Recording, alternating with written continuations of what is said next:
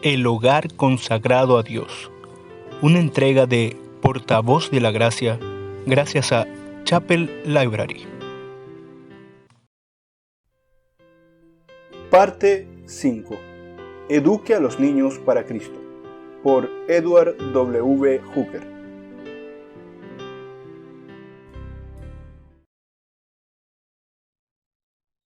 La Iglesia del Señor Jesucristo fue instituida en este mundo pecador para procurar su conversión. Hace 1800 años recibió el mandato predicar el Evangelio a toda criatura. Debe su tiempo, talentos y recursos a su Señor para cumplir su propósito. No obstante, todo el mundo está puesto en maldad. Pocos, comparativamente hablando, han oído el nombre de Jesús, que hay un Espíritu Santo o que existe un Dios que gobierna la tierra. En esta condición moral que afecta a este mundo, los amigos de Cristo han de considerar seriamente dos preguntas. La primera de ellas es, ¿no tenemos algo más que hacer? Y la segunda es, ¿no hay algún gran deber que hemos pasado por alto? ¿Algún pacto que hemos hecho con nuestro Señor que no hemos cumplido? Encontramos las respuestas si observamos a los hijos de padres cristianos, quienes han profesado dedicar todo a Dios, pero que mayormente han descuidado el educar a sus hijos con el propósito expreso de servir a Cristo en la extensión de su reino. Dijo cierta madre cristiana, cuyo corazón está profundamente interesado en este tema: me temo que muchos de nosotros pensamos que nuestro deber parental se limita a labores en pro de la salvación de nuestros hijos, que hemos orado por ellos solo que sean salvos, los hemos instruido solo para que sean salvos. Pero si ardiera en nuestro corazón como una flama inextinguible el anhelo ferviente por la gloria de nuestro Redentor y por la salvación de las almas, las oraciones más sinceras desde su nacimiento serían que no solo ellos mismos sean salvos, sino que fueran instrumentos usados para salvar a otros.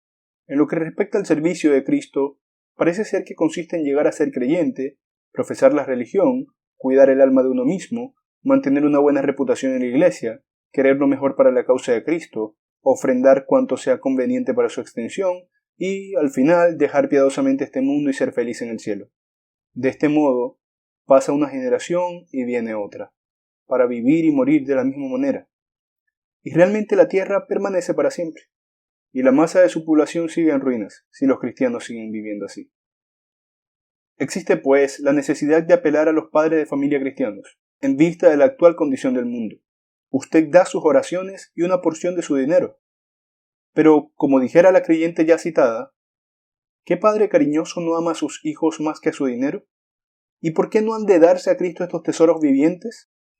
Procurar lo nuestro y no las cosas que son de Cristo debe terminar si es que alguna vez este mundo se convertirá. Debemos poner manos a la obra y enseñar a nuestros hijos a conducirse con fidelidad de acuerdo con este versículo.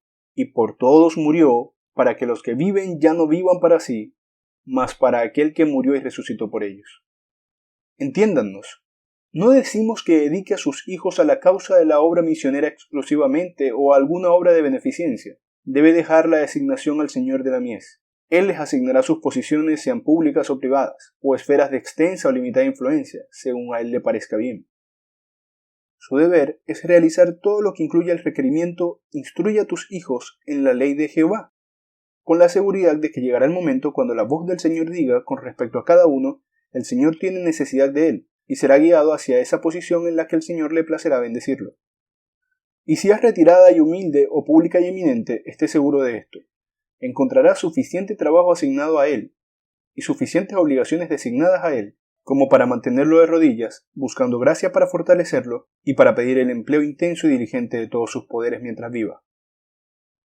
Por lo tanto, padres de familia cristianos, una pregunta interesante es: ¿qué cualidades prepararán mejor a nuestros hijos para ser siervos eficaces de Cristo?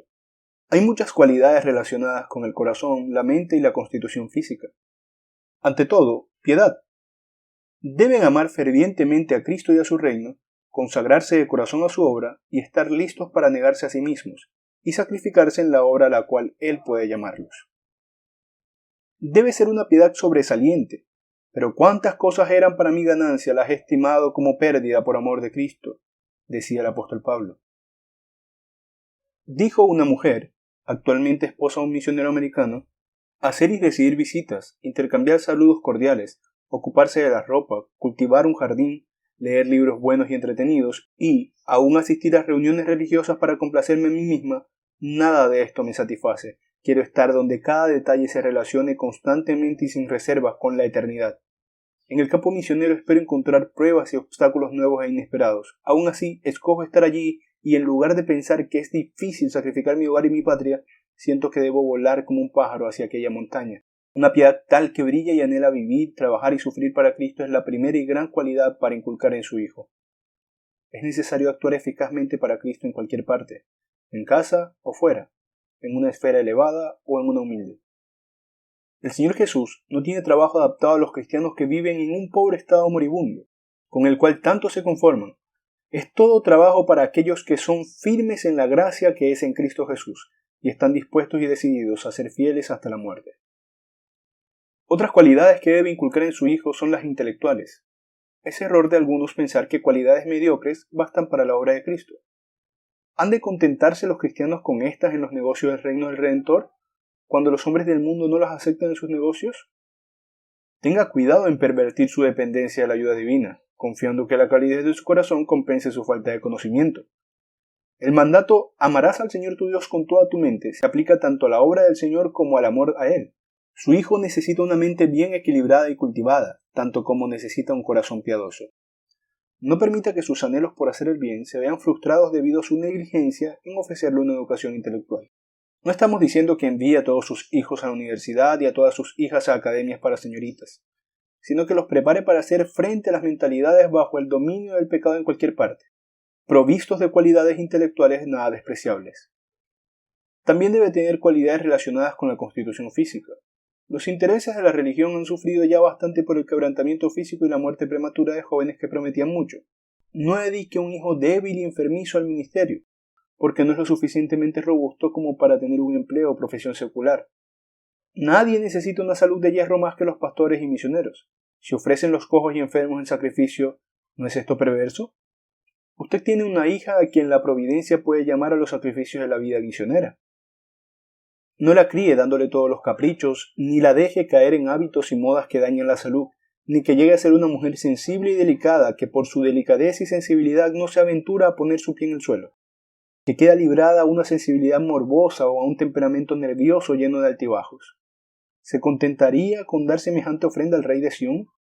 Sería una bondad para con ella, quien puede ser llamada a sufrir mucho y a quien le faltará la capacidad de resistencia, al igual que la capacidad de acción que puede ser adquirida por medio de una buena educación física.